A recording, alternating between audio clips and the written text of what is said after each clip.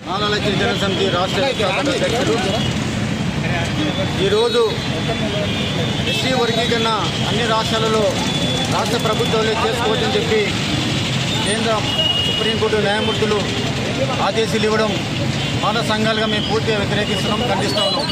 ఎందుకంటే గతంలో చంద్రబాబు నాయుడు ముఖ్యమంత్రిగా ఉన్నప్పుడు కేఆర్ నారాయణ గారు రాష్ట్రపతి ఉన్నప్పుడు ఎస్సీ వర్గీకరణ చేయడం జరిగింది.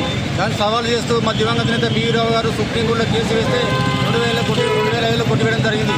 సుప్రీంకోర్టు న్యాయమూర్తులు గతంలో ఇచ్చిన తీర్పును పునఃపరిశీలించకుండా తీర్పును పరిశీలించకుండా ఏకపక్షంగా ఈరోజు పార్లమెంట్లో బిల్లు ప్రవేశపెడితే బిల్లు పాస్ అవ్వాలని చెప్పి ఈరోజు కేంద్రంలో ఉన్నటువంటి బీజేపీ పార్టీ మనస్ఫూర్తిని కేంద్రంలో ఉన్నటువంటి సుప్రీంకోర్టు న్యాయమూర్తుల ద్వారా దాన్ని ఈరోజు వర్గీకరణ చేసుకోవద్దని చెప్పి ఈరోజు తీర్పు ఇవ్వడం జరిగింది. ఇది మతోన్మాద రాజకీయ పార్టీ నాయకుల కుట్రలో భాగం అని చెప్పి ఈ సందర్భంగా మేము ఖండిస్తూ ఉన్నాం. సుప్రీంకోర్టు తీర్పుని వెంటనే వెనక్కి తీసుకోవాలి, ఆ తీర్పును వాళ్ళు పునర్సమీక్షించుకోవాలి. ఎందుకంటే రాజ్యాంగంలో విరుద్ధంగా అంబేద్కర్ ఆలోచన విధానానికి వ్యతిరేకంగా ఇలాంటి వర్గీకరణ చేయడం అనేది రాజ్యాంగ విరుద్ధం తెలుసు. సుప్రీంకోర్టు న్యాయమూర్తులు కానీ కేంద్ర ప్రభుత్వం కానీ మీకు దమ్ముంటే విధంగా ఈరోజు ప్రస్తుతం దళిత జనాభా దామాషా ప్రకారం ఎస్సీ వర్గీకరణ శాతాన్ని పెంచాలని మీరు ప్రయత్నం చేయాలి, సుప్రీంకోర్టు తీర్పులు ఇవ్వాలి. కానీ ఉన్నదాన్ని విడగొట్టడం అనేది చాలా దుర్మార్గమైన చర్య చెప్పి సందర్భంగా తెలియజేస్తా ఉన్నాం. జై భీమ్, జై జనజన. ఈరోజు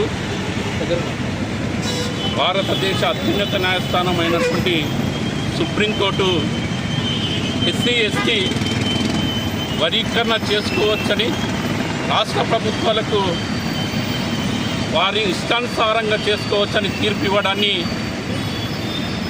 అన్ని మాల సంఘాలుగా పూర్తిగా వ్యతిరేకిస్తూ ఉన్నాం. 2005లో ఇదే సుప్రీంకోర్టు ఎస్సీ వర్గీకరణ సాధ్యం కాదు, ఇది రాజ్యాంగ విరుద్ధమని తేల్చి చెప్పినప్పటికీ కూడా న్యాయశాఖ ఎస్సీ ఎస్టీ కమిషన్ కూడా ఎస్సీ వర్గీకరణ సాధ్యమని కాదని చెప్పినప్పటికీ కూడా అగ్రవర్ణ రాజకీయ నాయకుల కుట్రతో పార్లమెంట్లో బిల్లు పాస్ అయ్యి వర్గీకరణ చేయాలి. కానీ ఇష్టానుసారంగా బీజేపీ చేసినటువంటి కుట్రలో భాగంగా ఈరోజు సుప్రీంకోర్టు తీర్పు ఇవ్వడం బాధాకరం, విచారం వ్యక్తం చేస్తూ ఉన్నాం. ఈ తీర్పు సరైంది కాదని కూడా ఈ సందర్భంగా హెచ్చరిస్తూ ఉన్నాం. దళితులను విడదీయాలంటే పార్లమెంట్లో 3/4 మెజార్టీ ఉండి అక్కడ మెజార్టీ లేదు కాబట్టి ఈ బిల్లు వీగిపోతుందని తెలిసి బీజేపీ సుప్రీంకోర్టు ద్వారా ఈ తీర్పు ఇవ్వడాన్ని మేము తీవ్రంగా వ్యతిరేకిస్తూ ఉన్నాం. ఏదైతే సుప్రీంకోర్టు ఇచ్చిన తీర్పు గతంలో వర్గీకరణ వద్దురా, వర్గీకరణ వద్దురా, వర్గీకరణ వద్దురా,